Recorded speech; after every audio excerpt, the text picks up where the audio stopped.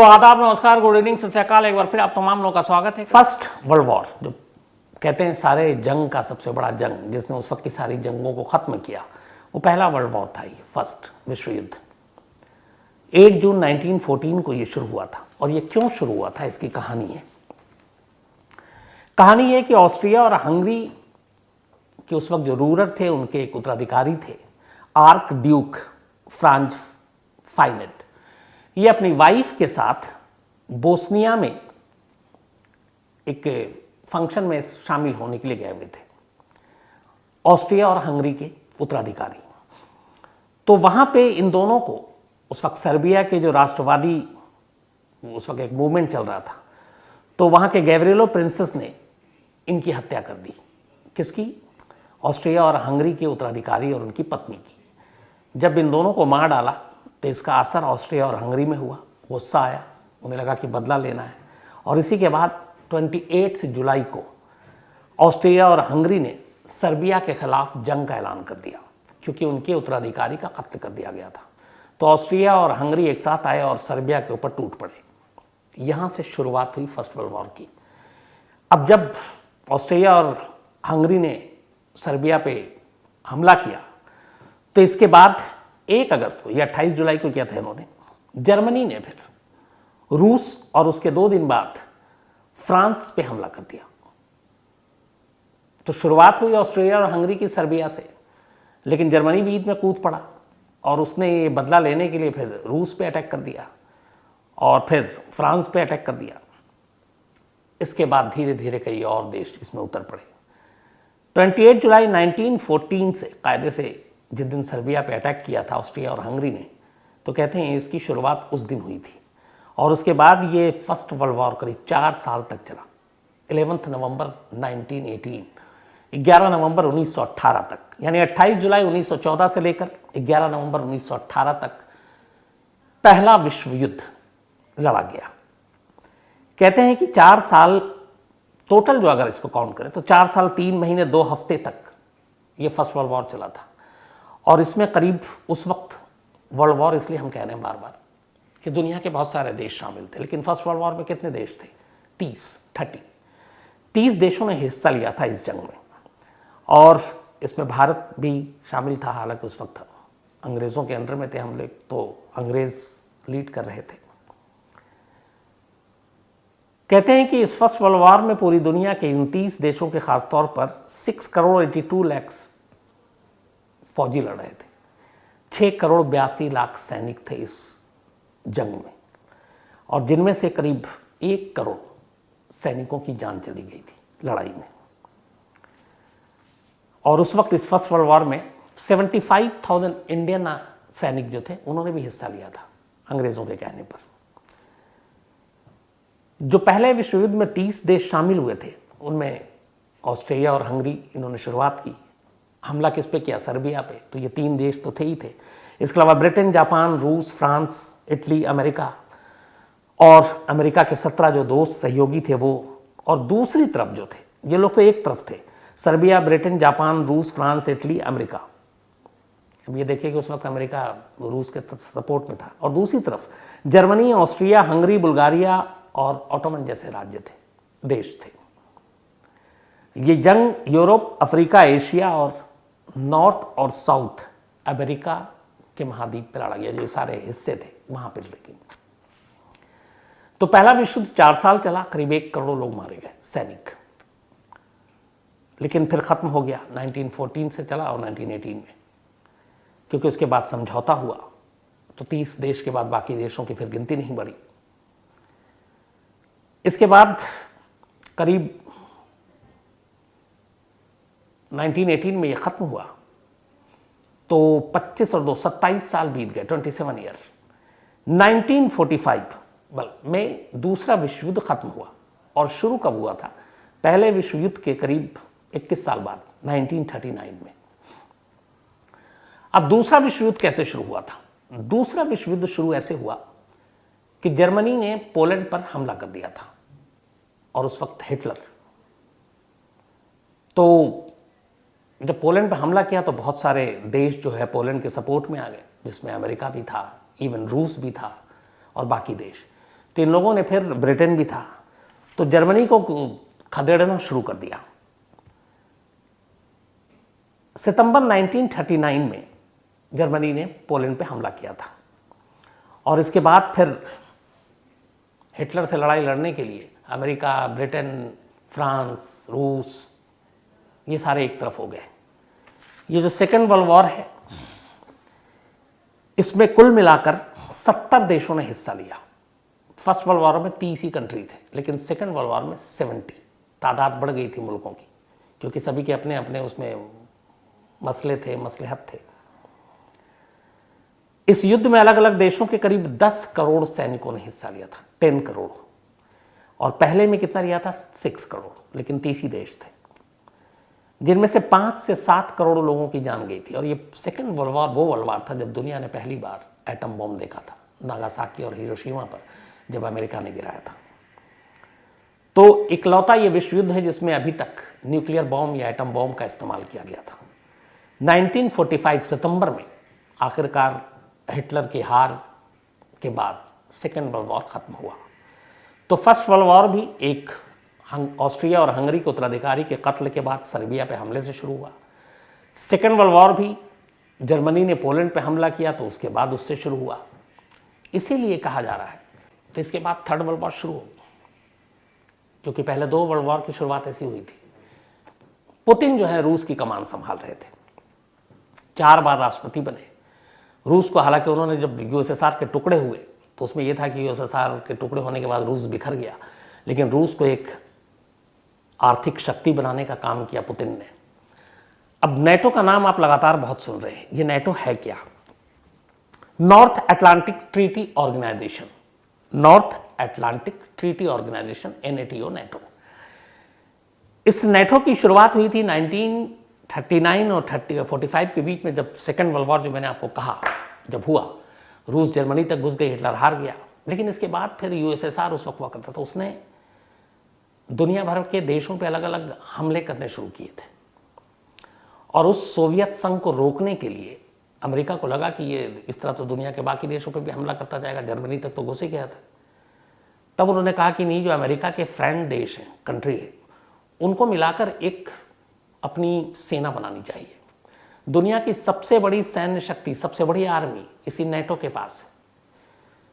तो second world war के बाद जब ये आया कि यूएसएसआर को रोकना है, तो 1949 में पहली बार नेटो का जन्म हुआ, अमेरिका की अगुवाई में। 12 कंट्री इसमें शामिल हुए थे तब, और उन 12 देशों ने मिलकर नेटो की ये पूरी एक टीम बनाई। इस टीम का मूल मंत्र ये था कि कोई भी देश जो नेटो के देश पे हमला करेगा, नेटो का हर देश उसको अपने ऊपर हमला मानेगा। और इसीलिए उन सारे देशों के सैनिकों को इसमें शामिल किया गया। धीरे धीरे वक्त बढ़ता गया और नेटो की तादाद भी बढ़ती गई।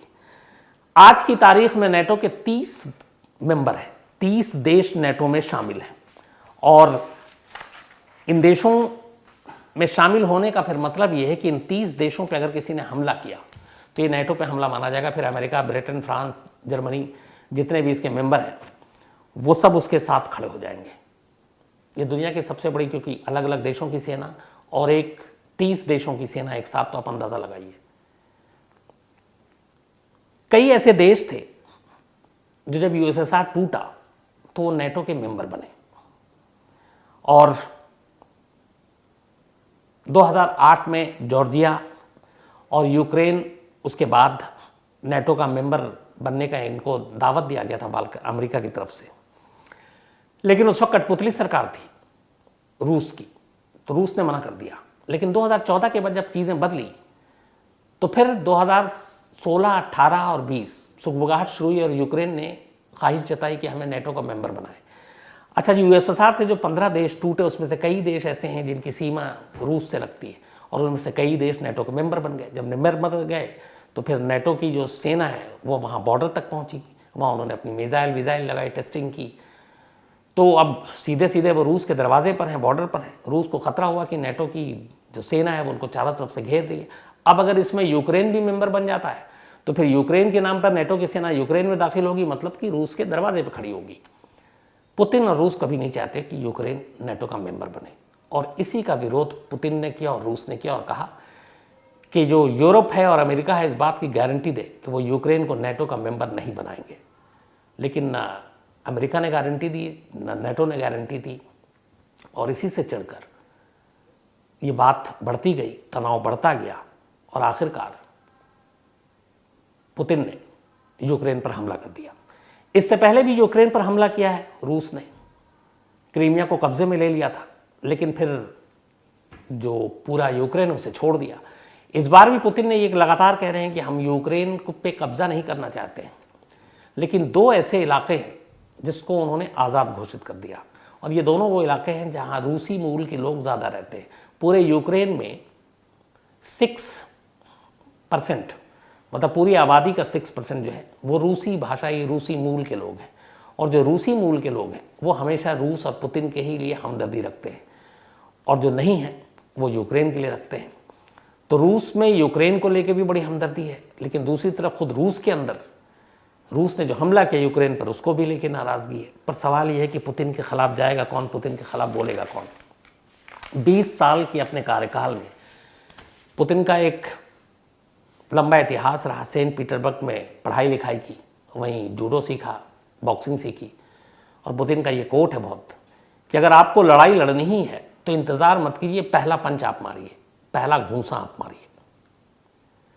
और यही चीज़ इस जंग में, हर जंग में होती है। पुतिन 20 साल हो गए, और 20 साल में हालांकि रूस के अंदर जो मीडिया है वो पुतिन को हीरो मानती है, कहती है एनिमल लवर भी है, रूस को ताकत बनाई, इतनी बड़ी महाशक्ति बनाई, फिर जॉर्जिया के जंग जीतना या फिर क्रीमिया को अपने साथ मिलाना, इससे उनकी पॉपुलैरिटी तो बढ़ी। लेकिन एक दूसरी सच्चाई ये भी है कि रूस में मीडिया वही लिखती दिखाती है जो पुतिन के सपोर्ट में, हक में हो, पुतिन के खिलाफ नहीं जाती।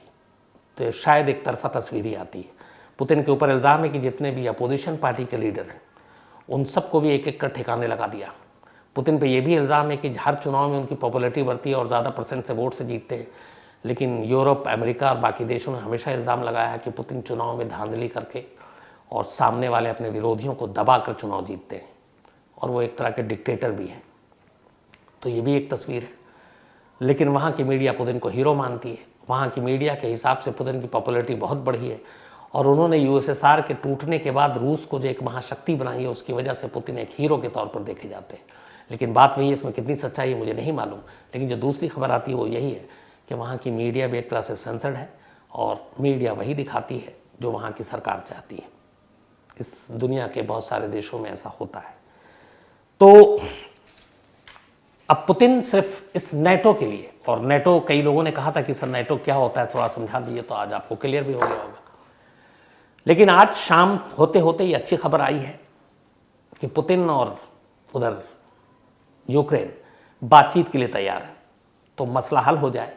हालांकि ये भी कहते हैं कीव के बाहर खड़ी हुई है लगभग, लेकिन जो दोनों का मुकाबला है वो कोई मुकाबला नहीं है। और मुकाबला इसलिए नहीं है कि कहाँ इतनी बड़ी सैन्य ताकत, कहाँ यूक्रेन।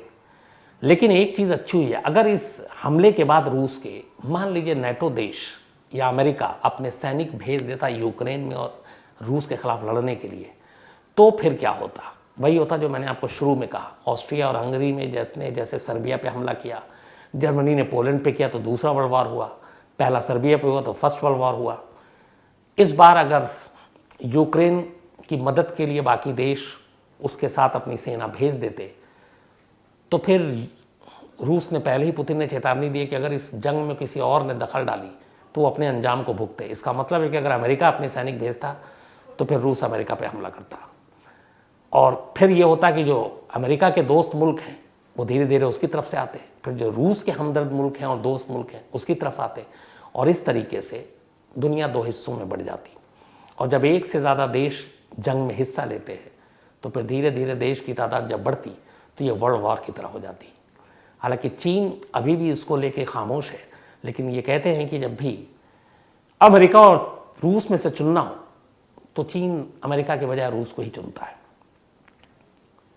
लेकिन ये महाशक्ति की भी एक तरह से लड़ाई देखी जा रही है, और ये भी कहा जा रहा है कि अमेरिका की हालत इतनी अच्छी नहीं है। अभी अफगानिस्तान में 20 साल की नाकामी के बाद लौटा, सीरिया, बाकी जगह पे भी ऐसी सब कुछ हुआ, उसकी आर्थिक हालत भी अब पहले जैसी रही नहीं, और कहते हैं कुछ वक्त का हेर फेर है कि सुपर पावर की गद्दी अब अमेरिका से छिन जाएगी, तो फिर कौन? तो दो ही देश का नाम सामने आता है, एक चीन और एक रूस। अब इन दोनों में भी से कौन? तो ज़्यादातर लोगों का मानना है चीन। तो आने वाले वक्त में सुपर पावर का दर्जा और खिताब भी बदलने वाला है। लेकिन ये शुक्र है कि किसी देश ने अपनी सेना नहीं भेजी, जो बार बार मैं आपको कह रहा हूँ, फर्स्ट वर्ल्ड वॉर और सेकंड वर्ल्ड वॉर की मिसाल सामने है, वरना हम तीसरे विश्व युद्ध के दहलीज पर खड़े होते हैं। अब दुआ यही है कि इन दोनों देशों के बीच बातचीत से शांति से मसला निपट जाए और जंग की नौबत ना आए, क्योंकि जंग हमेशा बर्बादी लाती है, तबाही लाती है। तो आज कहानी में इतना ही, लेकिन कहानी खत्म करूं उससे पहले अपना सिलसिला अफरोज असलम, हैप्पी बर्थडे, आज इनका जन्मदिन है। इसके अलावा रूही रावत, इनका भी जन्मदिन है आज, तो हैप्पी बर्थडे रूही। और गोरखपुर यूपी से हैं ये, और राहुल कुमार रावत जी की बेटियां हैं, उन्होंने भेजा है। इसके अलावा जया बेन रे जी, इनकी 70वीं सालगिरह है, तो हैप्पी बर्थडे जया बेन रे जी, प्रणाम, आप हमेशा अच्छी रहें, खुश रहें। और नवनीत रे जी, इनके पति हैं, उन्होंने भेजा है टोरंटो से। सुनील प्रजापति, इनका भी जन्मदिन है, हैप्पी बर्थडे सुनील साहब। और पूनम प्रजापति जी ने भेजा मुंबई से, ये इनकी पत्नी है। रोहित कुमार, इनके 24 को था, तो belated happy birthday Rohit, Jharkhand से हैं ये। इसके अलावा आरुष कोठारी, हैप्पी बर्थडे आरुष। और अमित कोठारी जी ने सूरत से भेजा, इनके बेटे हैं। अभय यादव जी का भी आज जन्मदिन है, तो हैप्पी बर्थडे अभय, हैदराबाद से हैं ये। इसके अलावा गुदान कुमार सिंह, हैप्पी बर्थडे आपको भी। इसके अलावा पारस जैन, इनका भी जन्मदिन है, हैप्पी बर्थडे पारस, एमपी से हैं ये। सायान गांगुली, इनके पेरेंट्स का, मम्मी और पापा की जो है मैरिज एनिवर्सरी है, तो आप दोनों को बहुत बहुत बधाई। और इन्होंने कहा कि आप 10,000 जो कहानियाँ सुनाएं, इसमें आपकी फेवरेट स्टोरी कौन सी है? तो कभी हलवाई ये नहीं बता पाता कि उसकी कौन सी अच्छी मिठाई है, इसलिए कभी फिर बताता हूँ। चलिए, सुलोचना एंड कृष्ण कुमार छिरंग, इन दोनों की भी एनिवर्सरी है, तो सुलोचना जी और कृष्ण कुमार छिरंग जी, आप दोनों को बधाई। और कृष्ण कुमार जी राजस्थान पुलिस में हैं। इसके अलावा कोमल एंड अविनाश, इन दोनों की भी एनिवर्सरी, आप दोनों को भी बधाई। और शांतानु टिंड जी ने भेजा है। इसके अलावा सारा अब्राहम, सुजाता सारा अब्राहम टोरंटो से, इनको कुछ शिकायत करनी है मुझसे, लेकिन क्या शिकायत करनी है मालूम नहीं। उन्होंने कहा पहले आप मेल का जवाब दे दीजिएगा, तो ठीक है सुजाता जी, जो भी शिकायत हो आप बताइएगा मुझे। और विजय कुमार बारले, और ये बालोद छत्तीसगढ़ से हैं। और इन्होंने जो ये अब तक मैंने 1000 कहानियाँ सुनाई है, उस पूरी कहानी की लिस्ट भेजी है। मैं सोचता हूँ कितना टाइम लिया हुआ है इन्होंने। थैंक यू दिल से विजय कुमार बारले जी, आपके इस प्यार भरे सौगात के लिए। फुजैल अंसारी हैं, तरुण कुंदर हैं, और एक गलती इन्होंने बताई थी, ध्यान दिया था। इसके अलावा रजनीकांत पटेल जी हैं, गौरव विनोर हैं, और इन्होंने यूक्रेन और नेटो के बारे में जानकारी हासिल की थी, बोला था। संदीप जाट जी हैं, और आज्ञाराम तिवारी जी हैं, थैंक यू वेरी मच आज्ञा जी। दीपक तायड़े जी हैं, और इनके पापा को भी थैंक्स, ये बुल्ढाना महाराष्ट्र से हैं। और सूरज राणा हैं, उत्तर प्रधान हैं, जगदीशपुर से। प्रदीप कनाडा से हैं। श्रीनिवास राव जी हैं। शशि देव शुक्ला जी हैं, एडवोकेट, लखनऊ से हैं, thank you very much Shashi ji आपके मेल के लिए। अभय यादव हैदराबाद से। सत्येंद्र शाह पुणे से। शिवाय कुणाल कोलकाता से। रजत केसरवानी प्रयागराज से। इसके अलावा जैनुद्दीन अंसारी मुंबई से। संजीव राघव उस्मान अंसारी। अभि श्रीवास्तव, नवीन व्यास, निशांत कुमार दिल्ली से। हिमांशु चंद्रकार, ये इसके अलावा पौरावी पाटिल। इसके अलावा उमर लोधी, ये टर्की से हैं, वैसे पाकिस्तान से हैं। चंदन शर्मा जी बेंगलोर से। अमित कुमार विश्वास, अमित अग्रवाल, रजत श्रीवास्तव जी, थैंक यू आपके मेल के लिए। चित्रादीप चक्रवर्ती जी, इन्होंने जामताड़ा पे एक बुक लिखी है और क्राइम तक पूरी फैमिली को ये डेडिकेट करते हैं, और सीनियर क्राइम रिपोर्टर हैं ये। थैंक यू चित्रदीप चक्रवर्ती साहब आपके मेल के लिए, और तमाम शुभकामनाएं आपकी किताब के लिए। Tulip Ganguly, thank you very much आपके मेल के लिए भी। Meenakshi Sharma ji, thank you very much. Suleman Prabh ताणी कनाडा से हैं। इसके अलावा असद अंसारी हैं, इन्होंने कुछ पिक भेजी है, thank you very much. Shubham Sen है, इसके अलावा नीलेश तिवारी जी हैं रक्सौल बिहार से, विश्वनाथ रे, अनीता, संतोष डरबी, इन्होंने मेरी एज पूछी है और वो मैं कभी सही बताता नहीं हूँ। सोनिका दैया जी हैं, गुस्सा नहीं है मुझसे, पता नहीं क्यों, गुस्सा वैसे अपनों से ही हुआ जाता है। बाबा जी प्रधान हैं छत्तीसगढ़ से, ज़रूर मिलेंगे आपसे बाबा जी। नीलदीप प्रधान है, इसके अलावा संतोष कुमार है, थैंक यू आपका। जहीर असलम है असम से, संदीप कुमार हैं, ये हिमाचल प्रदेश पुलिस में हैं और इस वक्त लिस्बन में ड्यूटी निभा रहे हैं और वहाँ कहानियाँ सुन रहे हैं। संदीप साहब, बहुत अच्छा लगा आपका मेल पढ़कर, थैंक यू वेरी मच आपके प्यार के लिए, और जब आप लौटें हिमाचल प्रदेश तो बताइएगा मुझे। इसके अलावा जैवलीन कौर मनचंदा जी हैं, एक स्टोरी की फरमाइश की है। भाऊ साहब रावण सिद्धा जी हैं, अब्दुल शाहिद हैं शिहोर बिहार से, उषा किरण जी हैं, सुनिंद्र सराव हैं, यादव संदीप वडोदरा से, भारत चौहान कहते हैं आप भूल गए, बिल्कुल भी नहीं भरत साहब। गणेश एंड सुषमा लिमाया जी हैं। आप तमाम लोगों के मेल के लिए शुक्रिया, और जो कहानियाँ आपने की हैं बताई हैं वो भी सुनाऊंगा। तो ये थी कहानी रूस और अमेरिका की और ईरान की, कैसे रूस अमेरिका और नाटो के जितने भी देश हैं उनसे कभी भी नहीं डरता है, और रूस और ईरान एक अच्छे दोस्त हैं, और आने वाले समय में जो यह तीसरे विश्व युद्ध का कारण बनेगा